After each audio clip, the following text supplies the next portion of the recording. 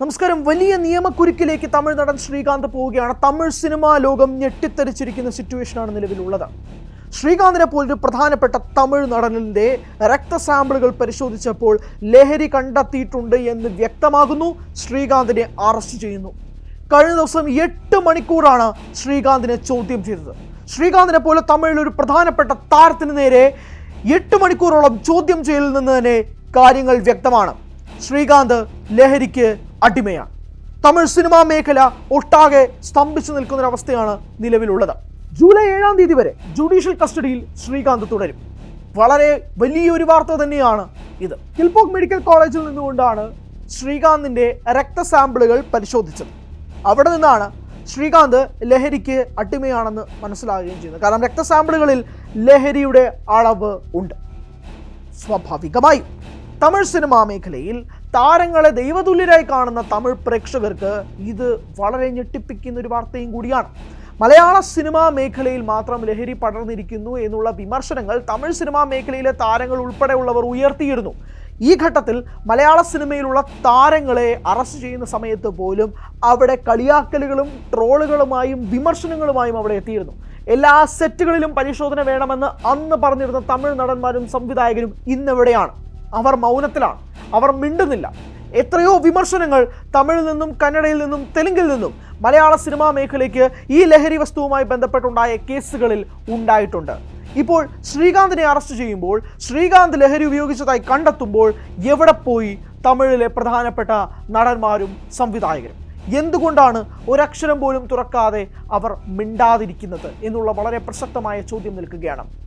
ഈ ശ്രീകാന്തിന്റെ അറസ്റ്റിലേക്ക് ലീഡ് ചെയ്യപ്പെട്ട പ്രധാനപ്പെട്ട കാര്യം പോലും പ്രസാദ് എന്ന വ്യക്തിയുടെ അറസ്റ്റുമായി ബന്ധപ്പെട്ടാണ്. പ്രസാദിനെ ഒരു ബാറിൽ നിന്നൊരു അടിപിടി കേസിൽ പോലീസ് തൂക്കുമ്പോൾ പ്രസാദ് പോലീസിനോട് പറയുന്ന മറുപടി താൻ തമിഴ് നടൻ ശ്രീകാന്തിനും ലഹരി കൈമാറിയിട്ടുണ്ട് എന്നുള്ളതാണ്. പോലീസ് ഇത് കേട്ട് ഞെട്ടിത്തെറിച്ചു പോയി. ഇത് കേട്ട് സ്തംഭിച്ചു നിന്നുപോയി. പ്രസാദിന്റെ വാക്കുകൾ ആദ്യം വിശ്വസിക്കാൻ പോലീസ് തയ്യാറായില്ല. പിന്നീടും പ്രസാദ് കൂടുതൽ കൺഫെഷൻസ് നടത്തിയതിനു ശേഷമാണ് ശ്രീകാന്തിന് നേരെ അന്വേഷണം നീളുന്നത്.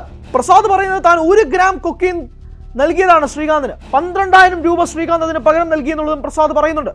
മാത്രമല്ല പ്രസാദ് പറയുന്ന മറ്റൊരു കാര്യം, തനിക്ക് ഈ ലഹരി കിട്ടിയത് ഒരു നൈജീരിയൻ പൗരനിൽ നിന്നാണ്.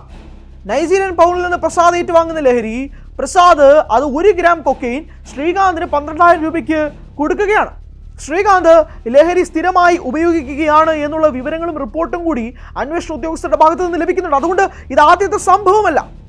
ശ്രീകാന്തിൻ്റെ ടീമിൽ നിന്നോ ശ്രീകാന്തുമായി ബന്ധപ്പെട്ട് നിൽക്കുന്നവരുടെ കയ്യിൽ നിന്നോ ഇതുവരെ ഒരു ഒഫീഷ്യൽ ആയിട്ടുള്ളൊരു സ്റ്റേറ്റ്മെൻറ്റ് പുറത്തു വന്നിട്ടില്ല. ശ്രീകാന്തിന് കഴിഞ്ഞ ദിവസം 8 മണിക്കൂറാണ് ചോദ്യം ചെയ്തത്. 8 മണിക്കൂറിലും ശ്രീകാന്ത് വെള്ളം കുടിക്കുകയായിരുന്നു. ശ്രീകാന്തിന് കൃത്യമായി അറിയാം താൻ ട്രാപ്ഡാണ്, താൻ പെട്ടിരിക്കുകയാണെന്ന് ശ്രീകാന്തിന് മനസ്സിലായി.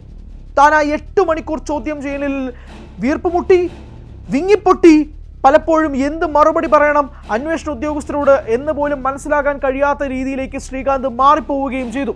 ഇതൊക്കെയാണ് നമുക്ക് കിട്ടുന്ന റിപ്പോർട്ടുകൾ. സ്വാഭാവികമായും ജൂലൈ 7-ാം തീയതി വരെ ജുഡീഷ്യൽ കസ്റ്റഡിയിലേക്ക് ശ്രീകാന്തിനെ വിടുമ്പോഴേക്കും ശ്രീകാന്തിനെ പൂട്ടി എന്ന് തന്നെ പറയാം. ശ്രീകാന്ത് ലഹരിക്ക് അടിമയാണ് എന്നുള്ളത് തന്നെയാണ് പുറത്തു വരുന്ന റിപ്പോർട്ടുകൾ പ്രകാരം മനസ്സിലാക്കുന്നത്. തമിഴ് സിനിമാ മേഖലയിൽ ഒട്ടാകെ തന്നെ ഒരു അന്വേഷണം വന്നാൽ പോലും അതിൽ ഞെട്ടാനില്ല. സിനിമാ സെറ്റുകളിൽ സിനിമയുടെ പിന്നണി പ്രവർത്തകരുടെ ഇടയിൽ അങ്ങനെ ലഹരി ഏതൊക്കെ രീതിയിൽ നീളുന്നുണ്ട് എന്നുള്ള അന്വേഷണം പുറത്തു വരും.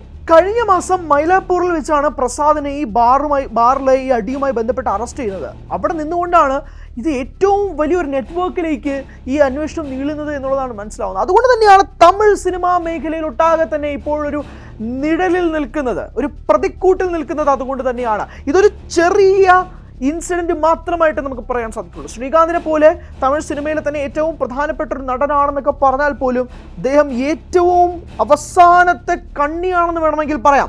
ഈ അന്വേഷണം നീളേണ്ട ഒരുപാട് താരങ്ങളിലേക്കുണ്ട്. സിനിമാ മേഖലയിൽ പ്രവർത്തിക്കുന്ന ഒട്ടനവധി പേരിലേക്കുണ്ട്. തമിഴ് സിനിമയിൽ ലഹരി എത്രമാത്രം ഉപയോഗിക്കുന്നുണ്ട് എന്നുള്ളത് അറിയേണ്ട വസ്തുത പ്രധാനപ്പെട്ട കാര്യവും കൂടിയാണ്. ഇവിടെ ലഹരിയുമായി ബന്ധപ്പെട്ട് എന്തൊക്കെ പ്രശ്നങ്ങൾ നടക്കുന്നുണ്ടായിരുന്നു. അറസ്റ്റിന് ശേഷം ഇവിടെ ഓരോ സെറ്റിലും നിർമ്മാതാക്കൾ ഇവിടെ ലഹരി ഉപയോഗിക്കുന്നില്ല, ഈ സെറ്റിൽ ലഹരി ഉപയോഗിക്കുന്നില്ല എന്നുള്ള ഒരു സത്യവാങ്മൂലത്തിൽ പോലും ഒപ്പിടണമെന്നുള്ള ഓരോ തീരുമാനങ്ങൾ ഇവിടെ മലയാളം സിനിമാ ഇൻഡസ്ട്രിയിൽ എടുക്കുന്ന ഘട്ടത്തിൽ തമിഴിൽ വ്യാപകമായി തന്നെ ലഹരി ഒഴുകുകയാണ്. അത് കൃത്യമാണ്. അതിനുള്ള വ്യക്തമായ അന്വേഷണവും കൂടിയാണ് ഇനി ആവശ്യം. നിലവിൽ ശ്രീകാന്തിൻ്റെ ടീമിൽ നിന്നും ഒരു തരത്തിലുമുള്ള റെസ്പോൺസ് ഇതുവരെ കിട്ടിയിട്ടില്ല എന്നുള്ളതും കൊണ്ട് തന്നെ ശ്രീകാന്ത് ഇത് ലീഗലി എങ്ങനെയാണ് മൂവ് ചെയ്യുന്നത് എന്നുള്ളതും കൂടി ഇനി അറിയേണ്ടതുണ്ട്. ജൂലൈ 7-ാം തീയതി വരെ എന്തായാലും ജുഡീഷ്യൽ കസ്റ്റഡിയിൽ ശ്രീകാന്ത് തുടരുകയും ചെയ്യും. ജൂലൈ 7 എന്ന് പറയുമ്പോൾ ഏകദേശം ഇനി 14 ദിവസങ്ങളുണ്ട്. അത്രയും ദിവസം ശ്രീകാന്ത് ജുഡീഷ്യൽ കസ്റ്റഡിയിലാണ്. ഇനി അറിയേണ്ടത് ശ്രീകാന്തിൻ്റെ കൺഫെഷൻസ് ആണ്. ശ്രീകാന്ത് ഈ 8 മണിക്കൂർ ചോദ്യം ചെയ്യലിൽ എന്തൊക്കെ പറഞ്ഞു, ശ്രീകാന്ത് ഇനിയുള്ള 14 ദിവസം റിമാൻഡിൽ കഴിയുമ്പോഴേക്കും എന്തൊക്കെ പറയും തുടങ്ങി നിരവധി കാര്യങ്ങളാണ് ഇനി അറിയേണ്ടത്.